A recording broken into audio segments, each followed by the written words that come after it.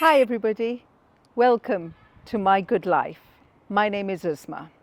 I'm here today in Glasgow to meet up with somebody who has a very busy household and to see how they find purpose through everyday tasks. So let's go and do this.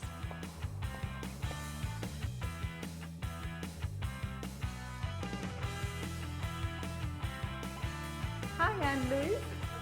I'm going to ask you what I ask everybody when I first start these videos, which is, what is it that you do to find purpose through everyday task or routine or routines? So first thing when I get up, I always need to have like a hot drink. So mainly a latte, cappuccino, that kind of starts my day. Right. Sometimes with a banana for a little bit of energy. Yeah. So I will do that. I open my windows. That's been ingrained in me since a child. Open your windows, get your blinds up, let the light in. Yeah. These are like my daily things I just do. And they're so simple, right? I could never be in a house where the windows are closed and blinds are down. I've always got to have it open. The light needs to come in.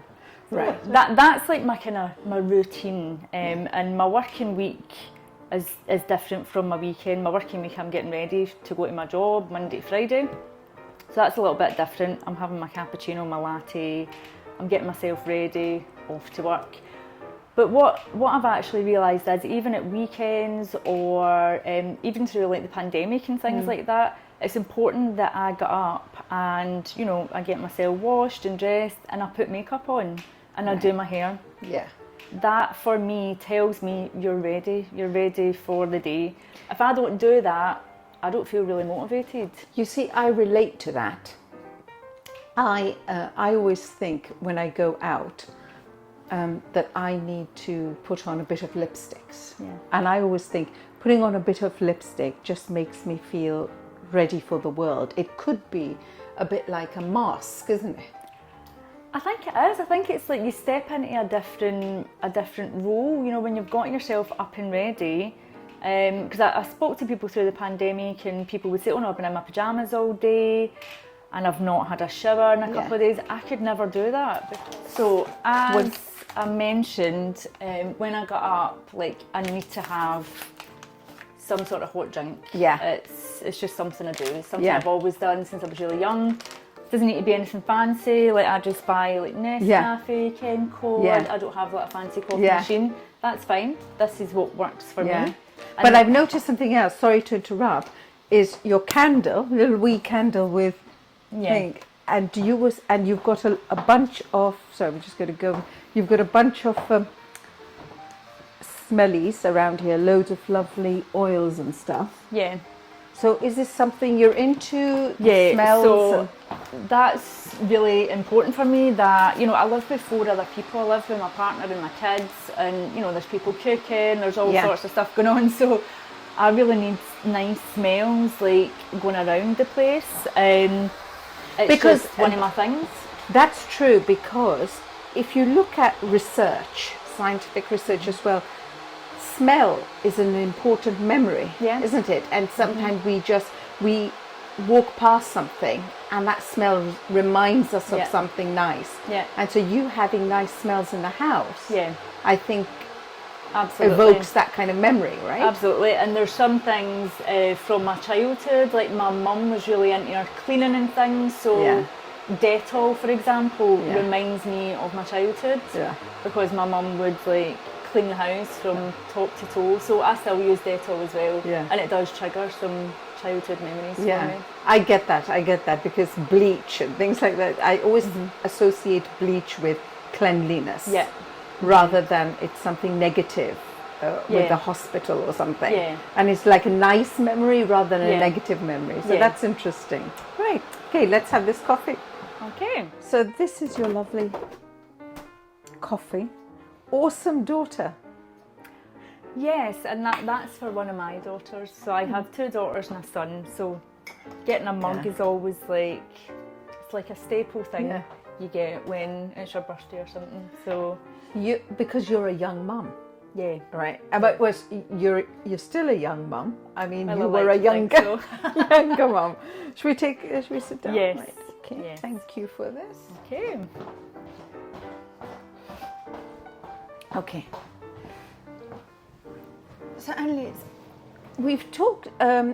Thank you for this. We were saying you're a young mum. Mm-hmm. You had your kids when you were. How old were you? So I had my son when I was 19, and then I've got two girls that are quite close together in age. So I was like 26 and 27. And they're obviously now older, and Yeah. you've got a bit of time for yourself. So do you think having kids younger has really helped you now to kind of find yourself? I'm actually glad I had children younger, because now they're older, myself and my partner have more time for each other. You know, we can go on holidays and things without them, although they do still come with us as well. And you have time for things you want to do, because going back to how you find purpose, you said something really good, which is every morning getting up and letting the light in. Yeah. What other things do you do on a regular basis that you think gives you meaning to your week? So on a working day, I obviously need to get out. I walk to work. It takes me about 35 minutes. Right. Normally I'll get a lift home. My partner's quite good. Yeah. He gives me a lift home. But walking is really important for me. Getting out, walking. I put my AirPods in, listen to music. If I don't feel great one day, if I feel a bit stressed, or if my mood's a bit low, I will get myself out for a walk. That's my warning sign that I need to do something, and it generally means I need to move my body. Right. Okay. What kind of music do you listen to? Oh, it's random music. It could be anything from Fleetwood Mac to Linkin Park. It could be 90s dance music. It could be Taylor Swift. Is it based on your mood or the weather? Mainly my mood. Right. My mood. Okay. So if I feel a bit maybe a bit low one day, a bit flat, I'm going to listen to upbeat music. I'm not going to listen to music that's going to perpetuate that mood. So upbeat music changes how I feel. Why would you feel low? I mean, this is a question that interests me. You get up in the morning, you've let your light in. What is it that you think triggers low mood? Do you think it is something that's happened the previous day, or not sleeping well, or something happening in your life? What is it that you think triggers it for you? I think it can be a number of things. Generally, like, I'm doing things to keep my mood upbeat, but you know, it could be things like significant bereavement, which I've experienced over the last few years. Maybe, you know, missing lost loved ones. It could be feeling like overwhelmed. You know, if there's just a lot of stuff going on, work, family life, relationships, you know, that can lead us to feel stressed, and it can, you know, then trigger anxiety, low mood. Yeah, and then to pick yourself up, you just suddenly say, well, okay, now today I know, I recognize that I'm going to go, I have to go to work, because you work how many days a week? 5 days.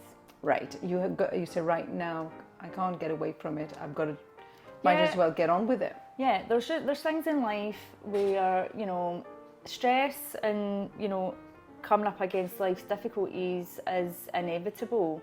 We can't get away from life stressors all of the time, but what we can do is we can start to identify it, what is causing me to feel this way. When we start to identify it, then we can problem solve. We can either do something about it, or recognise that actually that's out with my control.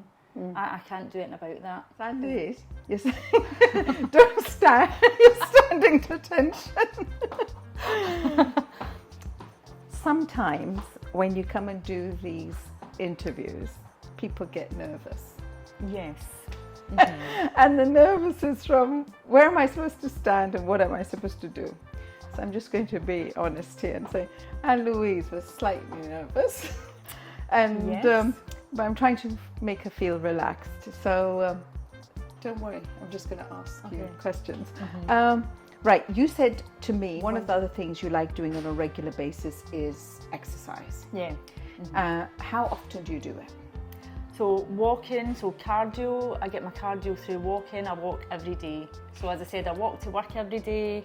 When I come home, generally me and my partner after dinner, we'll get back out for a walk. So I always try and meet my 10,000 steps per day. Right, so you do that, and that's quite a lot. Anyway, do you do then you don't, I presume you're not doing any other exercise, or now you want to do more exercise? No, so I was part of a gym for about 3.5, 4 years, but I decided I'm going to stop going there. It wasn't really meeting my needs anymore, and I ordered some weights. So now I'm getting into the routine of trying to do some weight training 3 times a week, because I've looked into the benefits of that, especially if you are a person over 40. It's good for building muscle mass, and which I belong to, yes, as well. Improving muscle mass, it's good for your joints, Yeah. but it's also good for your mental health. We release feel-good hormones called endorphins when we exercise, and that's what helps us, to feel good. Yeah. Improves self-esteem and confidence. I don't know if you watched one of my videos, and I also said that I found kind of exercise about 18 months ago, and I've been really focused in on it, so I completely get it. And once you become, you do it on a regular basis. I was the girl that never was interested in exercise, but once I got into it, I surprised myself that I wanted to do it. Like now, if I don't do it, if I don't do some exercise that that makes me sweat every 2 days, I feel as if I've missed out on something. And so now I do it on a regular basis. So here, anyway, you've got some weights. Here. I've got some weights right? that I will show you. I can't look. promise I'm going to do a workout in front of the camera, but hey. That's okay. Look, I'm not going to ask you to do anything that's not comfortable. But how many kgs are these? So these ones are 5, and I follow a personal trainer on YouTube. There's loads of free content on there. There's loads of free content. She's great.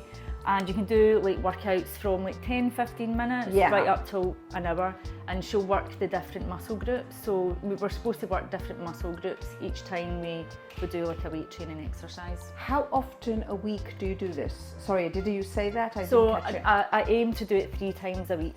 For 15, like you said, depending on 15-20 minutes, whatever I can fit in. I don't put too much pressure on myself. Just gonna put that but research does say doing weight training between 30 and 60 minutes per week is good for building muscle mass. It's good for our joints, mental health, physical health. It can reduce us developing illnesses such as diabetes, heart disease. Okay.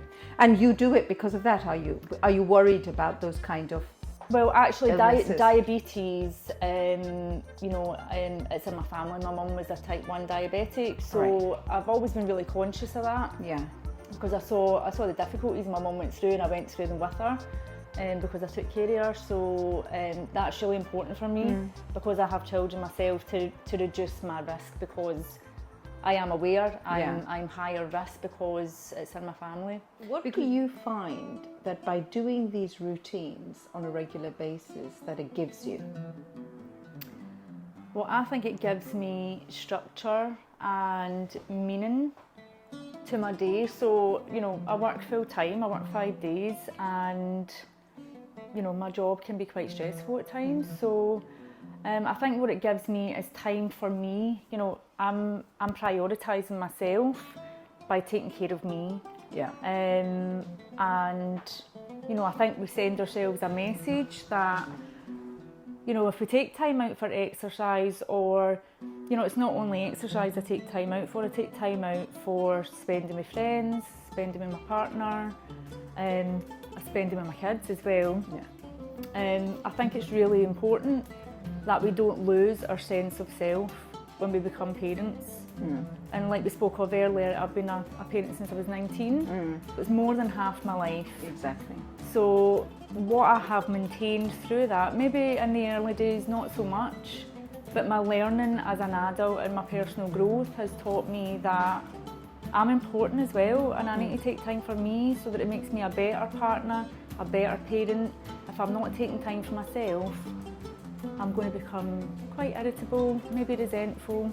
You know, that's, I just picked on something that you just said there, which is you've recognized that it's important for you to feel a sense of worth.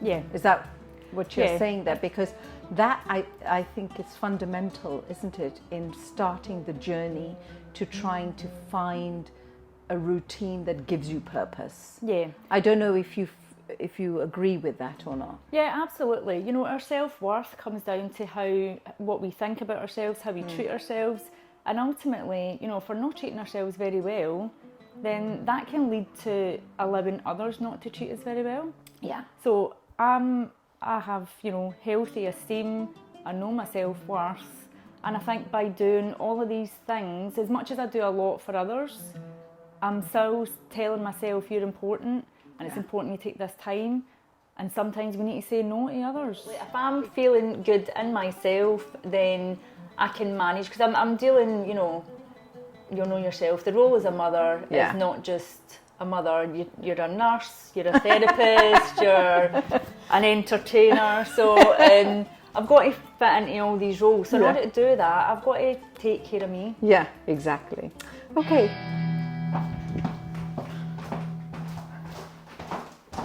Okay. Ann-Louise, thank you for having me. Thank you for coming. The reason we are talking in hushed voices is Ann-Louise has been kind enough to have me when her kids on a Saturday are having a lie-in. So we've taken time out for the channel to talk about her good life. Yes. And thank you so much. And it's been great. And I will see you. Okay, thank you. Take care. Take care. Bye. Bye. Bye. So that's me done with Ann-Louise. And it was interesting hearing her story, because it showed how somebody who has such a busy household manages to put time aside for herself, and the importance of finding that time and finding that space so that you can recharge and be present in the moment for your family, for people around you, and for all the other chores that you have to do, which is working, shopping, and exercise, and all that retains a sense of balance for her. It's made me think about myself, really, and focusing in on how I do certain things automatically. An important point Ann-Louise brought up was the simple act of getting up in the morning and opening the curtains and opening your blinds and letting the light in. I think that was a very pivotal moment in which I realized that sometimes we take everyday tasks for granted. And maybe if we just focused in on what we do every day automatically, we would find our purpose and positivity. So, Ann-Louise, thank you so much for your time. And until next time, everyone, goodbye.